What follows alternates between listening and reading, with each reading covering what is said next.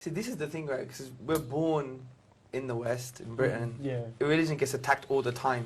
You have Richard Dawkins. You've heard of Richard Dawkins, yeah? Yeah. Yeah, I call him Richard Dawkins, yeah? He's a bit of a crazy guy trying to, like, attack religions and blame everything on religions and stuff, and there's no proof for God. Yeah. Let me address two things here. First and foremost, we are brought up thinking that everything that we must verify has to be touch and feel. Yeah. But let me tell you something. If God could be touched and felt and seen, would that be God? No, I know what you mean. Would that be It God? wouldn't really be a test of belief, would it? Because you would know. for a It's not fact even he's just a there. belief, because God actually says there's good reasons to believe in Him. For example, look, do you believe you had a great grandma? No. Do you believe you I had mean, yeah, but I mean, there's obviously, I know that because obviously Why? I'm here now. Exactly. Yeah, but that's exactly the point. Have you ever seen your great grandma? You don't have access to her DNA. I know her grave? scientifically, I would have to have one to be here. How? though, so, yeah. Well, I don't know. See, that's the point. Using the terminology here, scientifically, you have no clue. You have no clue. Scientifically, you're just dumb on this position. Or we're dumb on this position, because what does science say? Science say we can only verify the physical world and things that we can touch and feel. This is a non-verifiable thing. Yeah. The only way you know you got a great grandma is because you're here. You've made a logical, rational decision, not based on the physical world, based on necessity.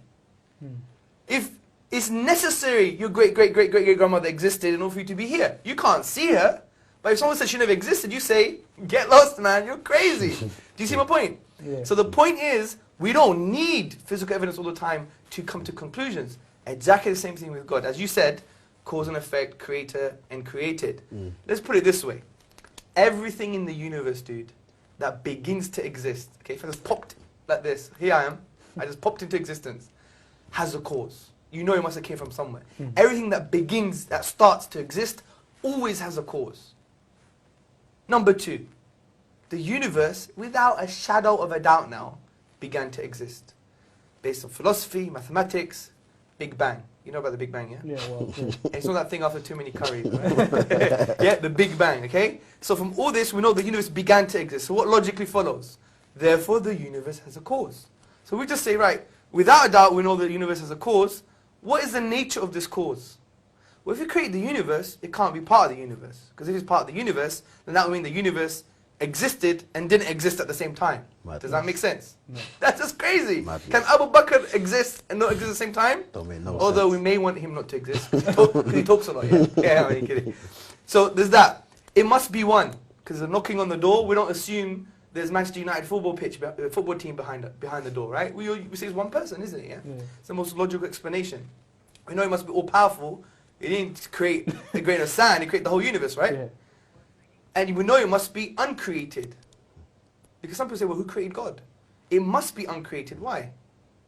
Don't know why. But let me give you an example. Say I want to shoot you, yeah? Yeah. Good style like this, yeah? Yeah? Hackney style. But before I could shoot, I have to ask Abu Bakr for permission. Abu Bakr, can I shoot the geezer? He says, wait, I need to ask someone behind me to shoot. And that guy has to ask permission too. If that goes on forever, could I shoot you? No. Impossible. Exactly the same thing with the universe. The question of saying who created God is equivalent of saying there is no creation. Because you need a final point. Because if it went on forever, we would never have creation in the first place. So look what we've just done, just very simply. We've said there's a cause for the universe. It must be one, powerful, and uncreated. This is exactly what the Quran says. قُلْ هُوَ اللَّهُ أَحَدٌ اللَّهُ الصَّمَدُ لَمْ يَلِدْ وَلَمْ يُولَدْ وَلَمْ يَكُنْ لَهُ كُفُوًا أَحَدٌ. Say God is one, unique, eternal, self-sufficient. He begets not, nor was he begotten. He's uncreated. And there is nothing like him. He's immaterial. He's outside of the universe. Yeah. So just using our aql in Islam is our intellect. Reflection, as the Quran always tells us to reflect. He uses the word يَتَفَكَّرُونَ, for those who reflect. Because the Quran is for reflecting human beings. So we come to the conclusion that there must be a God. For me, I think that's irrefutable evidence there. Yeah. We could even go slowly through it again. You can Because they were very basic concepts, weren't they? Yeah. So there's evidence for it. Yeah, there's evidence for it. And then what I would say now is God an absentee landlord? He just give you the keys and will go away. No, how could we apply something to God that we never apply to ourselves? I got a BlackBerry, right? What came with my BlackBerry? A manual came with my BlackBerry. Yeah. Human beings made this, No. and they made the manual. No. So we make manual for things. We're But we- saying God wouldn't give us guidance. We're Subhanallah. actually being saying lesser for the being that created the whole universe. Subhanallah. We must be chiefs if we think that, man. We must be crazy. So the point is, it only makes sense that he gave us revelation. Now the question is, what is the revelation?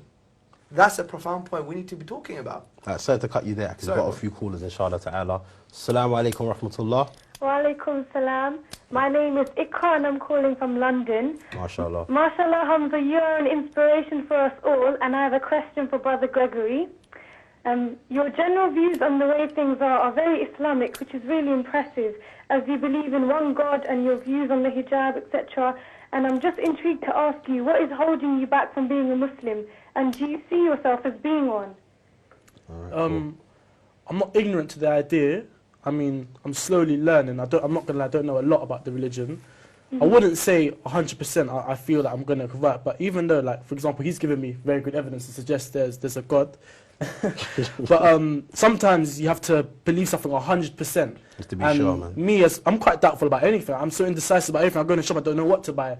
So for me, maybe more than the average person, it might take a bit longer to be 100% sure of what path I want to take. I mean, I understand that obviously you shouldn't really take long. Death is promised to every man at the end of the day. Do you know what I mean? So obviously I want to try and find the right path as quick as possible. I mean, that's what I'm trying to do. I'm young, I'm just trying to learn and, you know, hopefully find the right path, really.